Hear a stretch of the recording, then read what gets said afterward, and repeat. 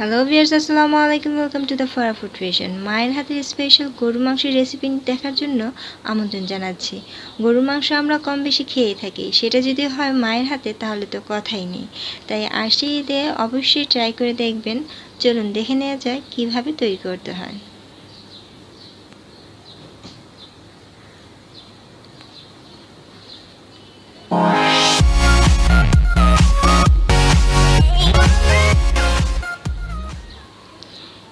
এখানে 3 কেজি গরুর মাংস রান্না হবে। বড় হাঁড়িতে মেজারমেন্ট কাপের 2 কাপ রেগুলার তেল ঢেলে দিচ্ছি।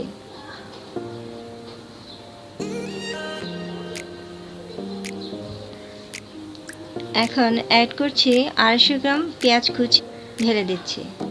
আপনারা আপনাদের পছন্দ অনুযায়ী কম বেশি করে নিতে পারেন।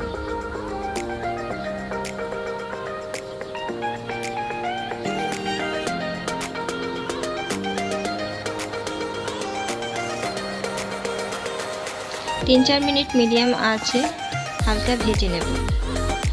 4-5টা তেজপাতা ছিঁড়ে ঢেলে দিচ্ছি, আবার নেড়ে চেড়ে দেব।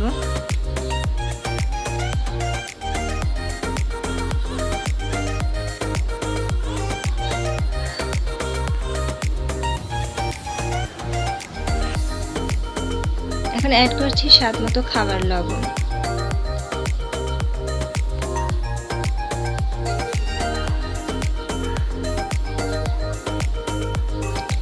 তিন টেবিল চামচ আদা বাটা,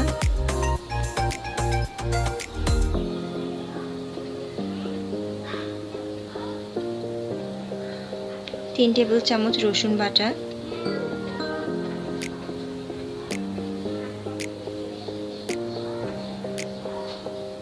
এখন সবগুলো উপকরণ ভালোভাবে কষিয়ে নেব 4-5 মিনিট।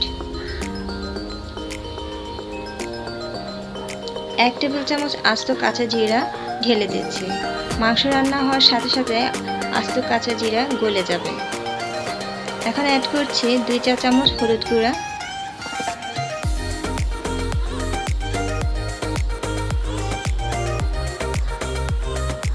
3 চা চামচ মরিচ গুঁড়া। আপনারা আপনাদের স্বাদ অনুযায়ী মশলার পরিমাণ কম বেশি করে নিতে পারেন। লক্ষ্য রাখবেন, মাংস যত কষাবেন গরুর মাংস ততই টেস্টি হবে।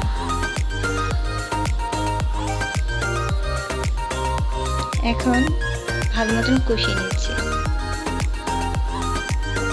এখন অ্যাড করছি 7-8টা দারচিনি। মশলা ভুনে নেড়ে চেড়ে দেব। এখন 3 কেজি গরুর মাংস ঢেলে দিচ্ছি, নেড়ে চেড়ে দেব। সব মাংস ঢেলে দেব। এখন সবগুলো উপকরণ ভালোভাবে কষিয়ে নেব 30-40 মিনিট। আস্ত গরম মশলা দেব। 10-12টা ছোট এলাচ মুখ ফাটিয়ে দিচ্ছি, আর 10-12টা লং দিয়ে সব উপকরণ ভালোভাবে নেড়ে চেড়ে দেব। 60% মাংস সিদ্ধ হয়ে গেছে।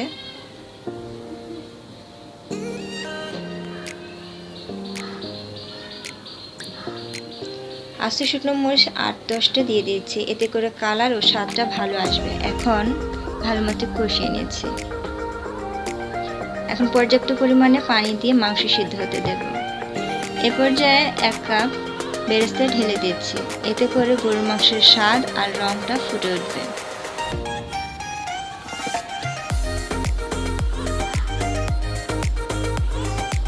বিশ মিনিটের মতন জাল দিতে দেব।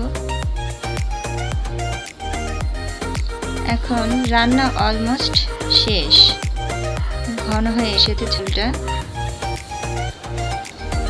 তৈরি হয়ে গেল আমার মায়ের হাতে স্পেশাল গরুর মাংস।